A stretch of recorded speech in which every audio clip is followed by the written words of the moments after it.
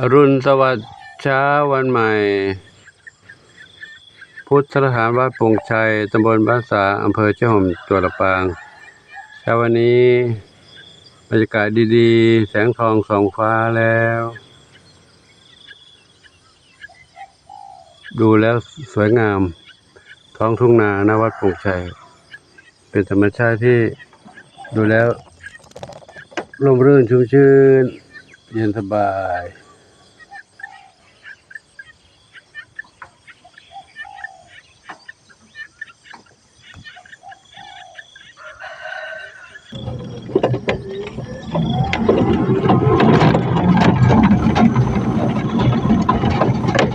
เข้ามาในวัดก็พบกับความร่มรื่นต้นไม้ใหญ่ให้ความร่มรื่นชุ่มชื่นร่มเย็นมีน้องเหมียวน้องไก่รอคอยอยู่ตรงนี้ก็ไก่เหมียวไก่เสียงไก่ขันเจ้ยแจ้วสดใสน้องแมวมาแล้วแมวบุญนำสีลูกสีลูกสี่ออกมาอยู่กับเขาด้วยนะมาอยู่กับเขาด้วยเขาปีนหลังคาขึ้นมาเด็กเล็กสีลูกสี่เมื่อกี้นี่สีหน้าส้มกูเลยสีหน้าส้มมาเล่นกับบุญนำสีหน้าส้มอันนี้สีลูกสี่ไก่ขันเสียงดีนะไก่ขันแพนด้าหนวดนวรัตน์ทรัพย์ทวีเมียที่อยู่ตรงนี้ปลอดภัยกันดีแล้วนะปลอดภัยกันดีตรงนี้ต้องเฝ้าระวังหลายอย่างเลยทั้งงูพิษงูไม่มีพิษงูที่กินเหมียวใครนอนอยู่นี่ศรีสุดา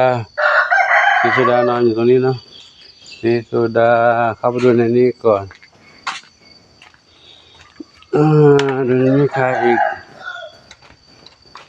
นี่จินตลาส้มไม่ใช่ส้มทองนี่ทองอ่อนใครที่อยู่บนหลังคาจะปลอดภัยจากสัตว์ร้ายแต่ถ้าฝนตกก็ไม่ปลอดภัยจากน้ำฝนเปียกใช่ไหมลูกแต่น้องสุพรรณน้องชอบปากกาอยู่ตรงนี้ก็ปลอดภัยดีนะมีน้องสีแว่นดำอยู่บนนู้นใช่ไหมลูกสีแว่นดำนี่สีแว่นดำอยู่นี่สีแว่นดำเดี๋ยวไปดูน้องหมาน้อยก่อนหมาน้อยหลับอยู่ไม่หลับตื่นแล้วหมาน้อยตื่นแล้วอยู่ในนี้ปลอดภัยดีลูกนะอยู่นี่ปลอดภัยดีนะมาอยู่สองเองอ่ะอีกหนึ่งไปไหนอีกหนึ่งด็อกไปไหนหนึ่งด็อกอยู่ไหนหนึ่งด็อกนอนอยู่นี่หนึ่งด็อกนอนอยู่ตรงนี้โอ้ยเล่นกันกระจุยกระจายหมดเลยเก้าอี้ล้มถ้วยชามคว่ำหายถาดคว่ำเลยเล็กมาน้อยเล็กมาน้อยเข้ามาในบ้านมาดูน้องเหมียวในบ้านกันใครอยู่ในนี้ใครอยู่บนนี้ดำสนิทขาวเทาบุญสมมีอะไรหนึ่งเดียวสุพรรณษานี่เข้ามากับหลวงปู่น้องขวัญจิตชวนขวัญใหญ่ไม่ค่อยแข็งแรงชวนขวัญใหญ่เจดีมีสุขเจดีมีสุขส้มขาวใหญ่ทางดูทางนี้สิเต่าทองน้องมีบุญปลอดภัยแล้วนะอยู่ปลอดภัยแล้วนะปลอดภัยตอนนี้เฝ้าระวังหลายอย่างอยู่เนาะ เมื่อวานนี้เจอแขกไม่ได้รับเชิญเข้ามาในบ้านหลวงปู่ก็พยายามป้องกันทุกวิถีทางเพื่อให้น้องเหมียวได้อยู่อย่างปลอดภัยนะแต่เนื่องจากว่าปีที่แล้วขึงตะข่ายเชือกไว้แต่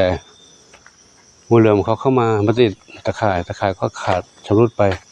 ปีนี้เลยยังไม่ได้มาขึงใหม่เนื่องจากก็ต้องซื้อ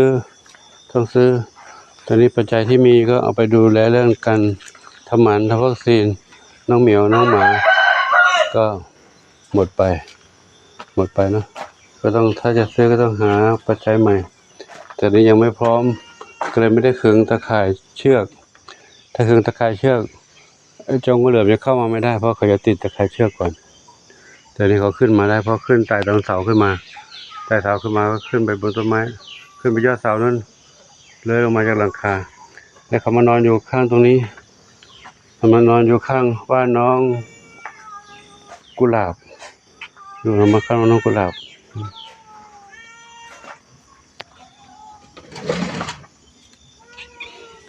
อยู่นี่นะน้องกุหลาบแต่น้องกุหลาบอยู่ในกรงก็เลยปลอดภัยถ้าน้องกุหลาบอยู่ข้างนอกน้องกุหลาบที่ทำหมันมาใหม่นะอยู่ข้างนอกก็อาจจะได้รับอันตรายได้เหมือนกันแต่ก็ไม่ใช่ว่าเอาไปปล่อยแล้วจะหมดไปนะเดี๋ยวถึงเวลาก็คงจะมีมาอีกเพราะตอนนี้น้ำยังไม่มากเท่าไหร่เขามานอนอยู่ตรงนี้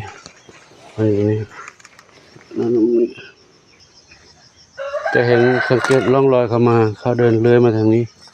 ตัวใหญ่มากนี่เลื้อยมาทางนี้ลอยเลื้อยมาราบเรียบไปเลยนี่นะเขาเข้ามาทางมุมนู้นรอยเขาเลื้อยผ่านมาทางนี้จะสังเกตเห็นดินเรียบน้ำหนักตัวเขาเยอะเขาบดอัดมาทางนี้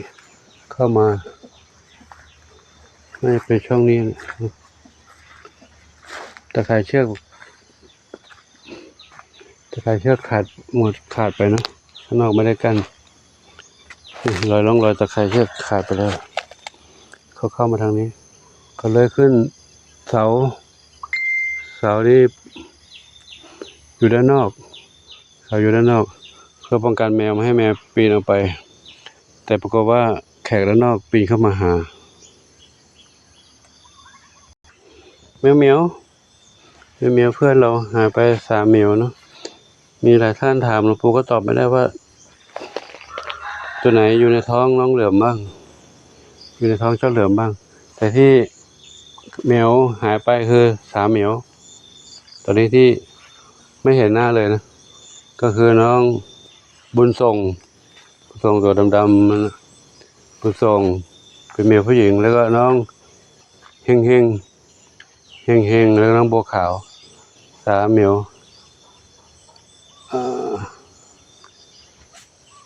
ไม่ใช่5 เหมียวนะเพราะว่าน้องสามสีนวลกับน้องแม่ดำหนวดเขายังไม่ดำหนวดไปอยู่บ้านทางนู้นแล้วอยู่บ้านสวนนู้นแล้วกับ4 เหมียวนะ4 เหมียวที่ไม่เห็นร่องรอย4 เหมียวคือนั้นน้องบุญทรง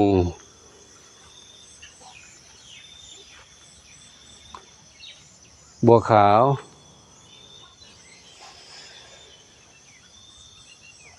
เฮงแล้วก็น้อง3 สีนวลหายไปวันนี้ก็จะทำสะอาดเดี๋ยวพาไปดูด้านนอกก่อนนะนี่ดูน้องเหมียวในถ้ากั้นข้างนอกดีงูเหลือมเข้ามาไม่ได้ตอนนี้เชือกมันขาดไปผ้าตะข่ายเชือกน้องมะลิอยู่ใบนี้ดีลูกนะงูไม่เหลือมไม่มาเนาะ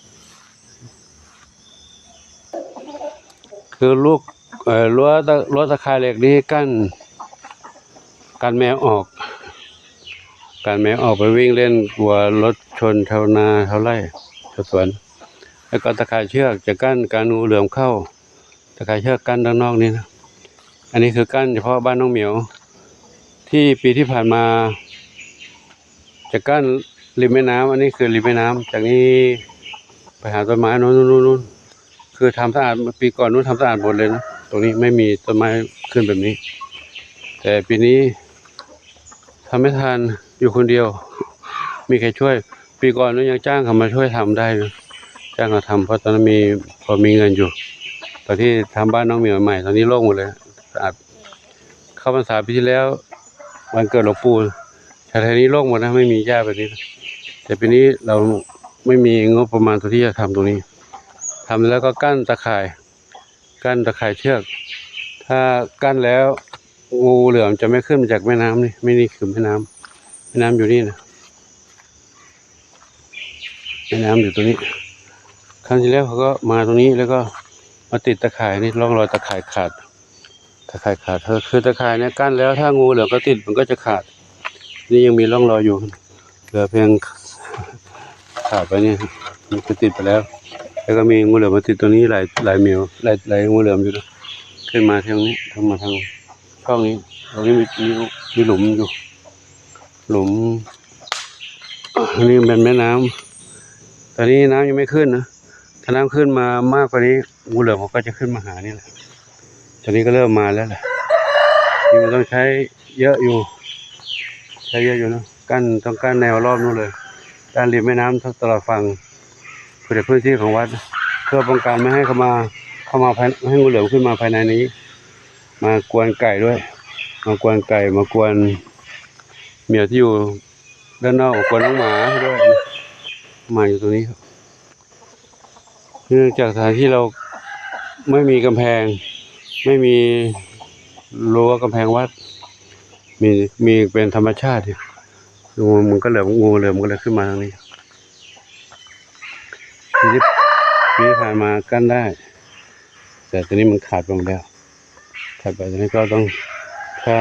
จะทำก็ต้องซื้อมาใหม่ก็ต้องใช้ปัจจัยนะปัจจัยก็หายากไม่ค่อยได้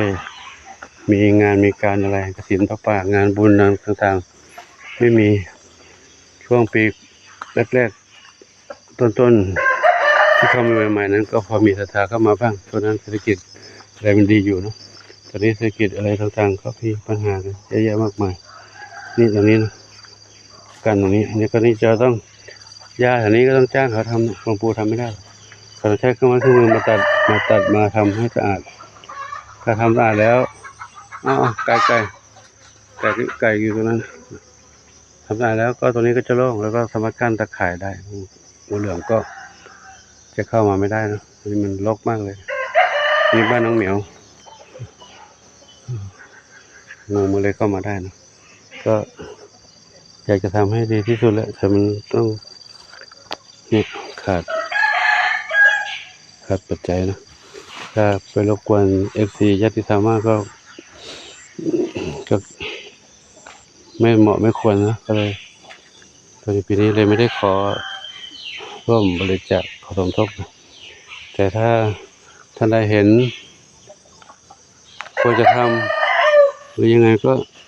สามารถสมทบมาได้นะทำตามที่มีไปก่อนก็ได้ทำตามที่มีก็คอยป้องกันได้บางส่วนแต่ถ้าทำตลอดรอบฝั่งนี้มันเป็น100 กว่าเมตร200 เมตรนู่นนะสุดนู่นถึงกุฏิถึงหลังวิหารนู่นถึงหลังวิหารถึงกุฏิพระอาจารย์นพดลนู่นถึงนู่นเลยถึงแท้งน้ำนู่นเลยปีก่อนครั้งแรกนู่นทำถึงรอบนู่นเลยรอบทั้งข้างหน้าข้างหลังตะข่ายเชือกนะสัก300 เมตรนะมันใช้เยอะครับอันนี้ก็คุยไว้เท่านี้ก่อน ไม่รู้จะทำไงนะช่วยกันดูแลน้องเหมียวน้องไก่ครับก็ขออนุโมทนากับทุกท่านเนาะเดี๋ยวขอเวลา คิดทบทวนจะทำยังไงดีนะ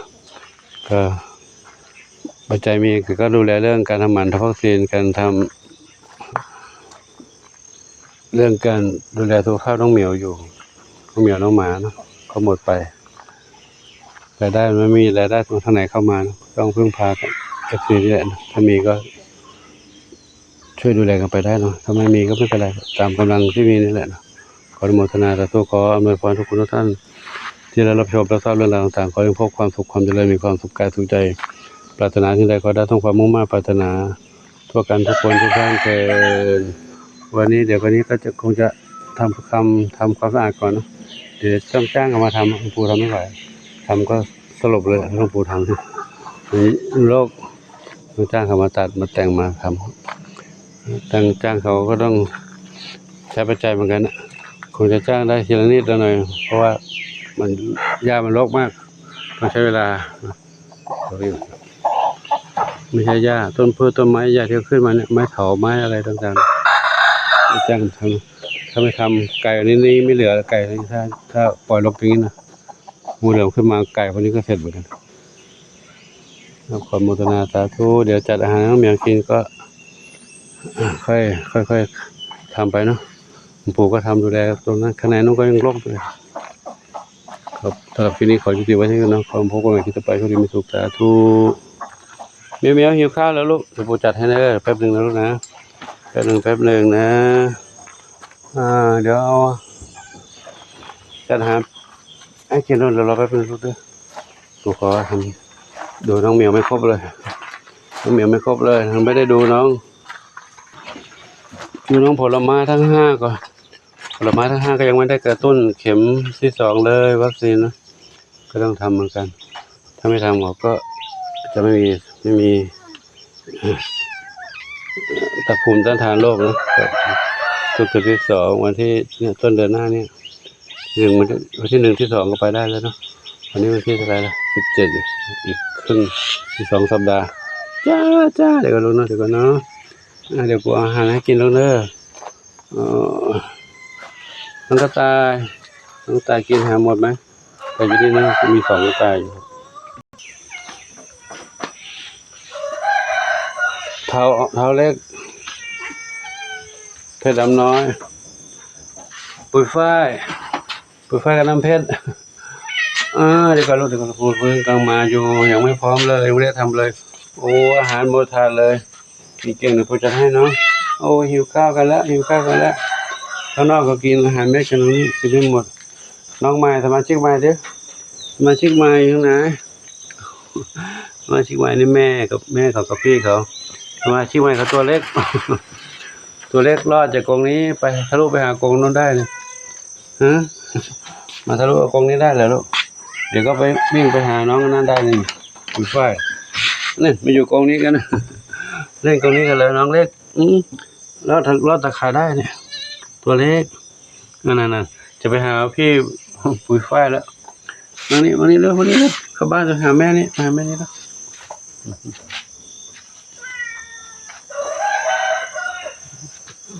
แล้วพี่ไม่กลัวน้องครับเดี๋ยวขอกินที่นี่ก่อนนะเดี๋ยวจัดอาหารให้กินกันขอโมทนาสาธุ